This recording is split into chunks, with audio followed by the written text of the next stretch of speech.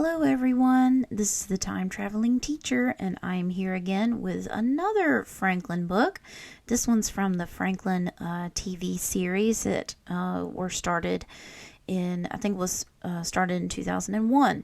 So, this one is called Franklin Forgets.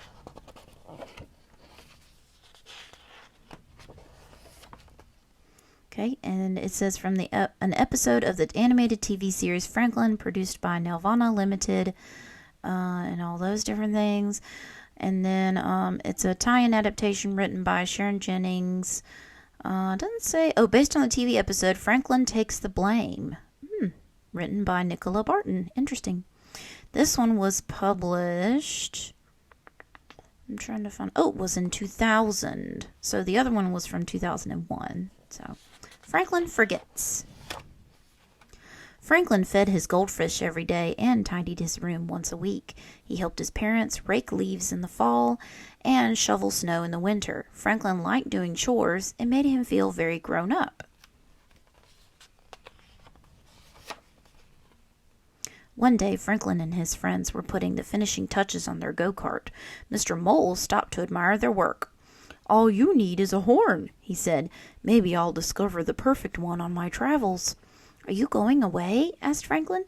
"Just for 4 days," answered Mr. Mole. "First, I have to find someone to do a few chores for me while I'm gone." See, some foreshadowing says I'll have to find someone to do a few chores. "I could do your chores, Mr. Mole," Franklin offered eagerly.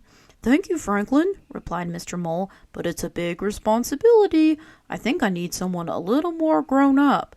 "But I'm more grown up than I used to be," insisted Franklin, "and I do lots of chores at home."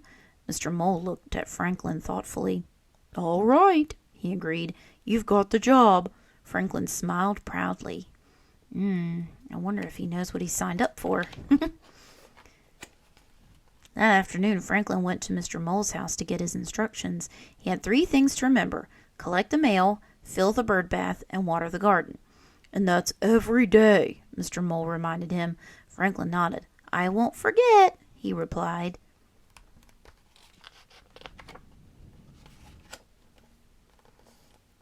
Early next morning, Franklin collected Mr. Mole's mail and filled the bird bath.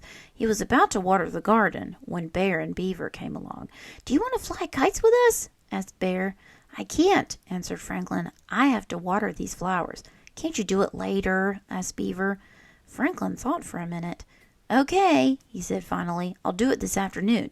Franklin ran home for his kite. I apologize if you hear a bug buzzing around in the background. It wasn't until supper time that Franklin remembered the garden. "I'll water it first thing tomorrow," he decided. But the next morning, Franklin noticed that the sky was dark and cloudy. Thought Franklin, "it looks like the rain will water Mr. Mole's flowers for me."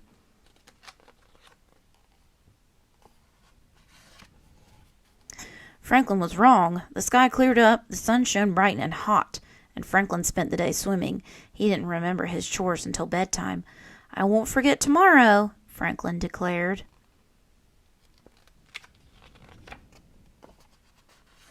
But in the morning, Franklin was too excited about his baseball game to think of anything else.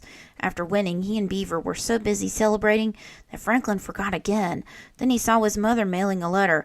"Oh no!" cried Franklin. "My chores!" Franklin and Beaver rushed to Mr. Mole's.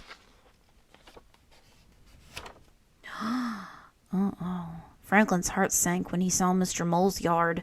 The bird bath was empty, and the mailbox was full. The flowers lay wilted on the hard, dry earth. Franklin collected the mail and filled the bird bath, but he didn't know what to do about the flowers. "Maybe they'll perk up if you give them lots of water," suggested Beaver. "Good idea," said Franklin. "I'll let the hose run all night."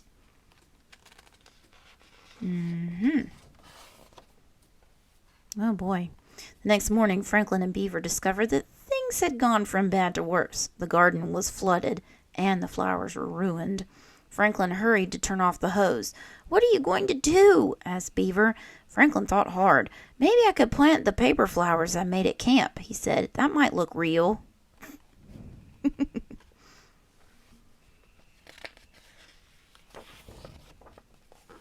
Franklin raced home to get his flowers.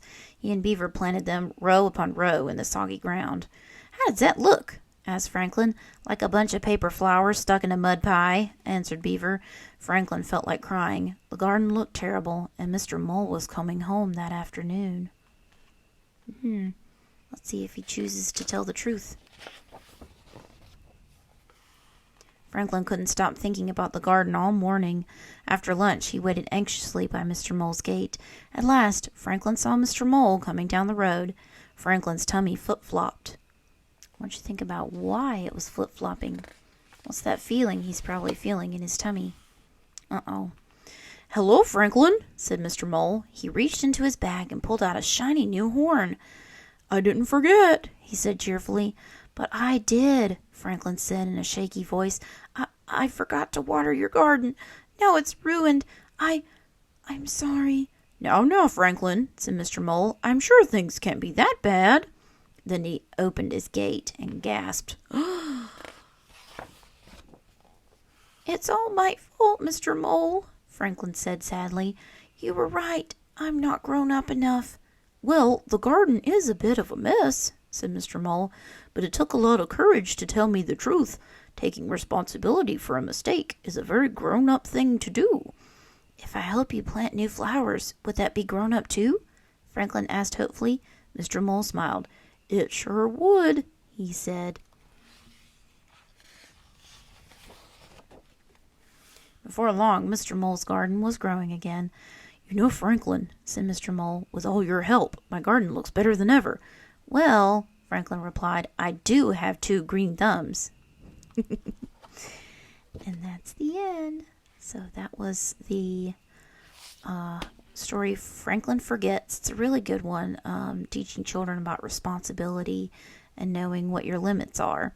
So thank you again for watching. This is the Time Traveling Teacher, and I will see you next time. Bye.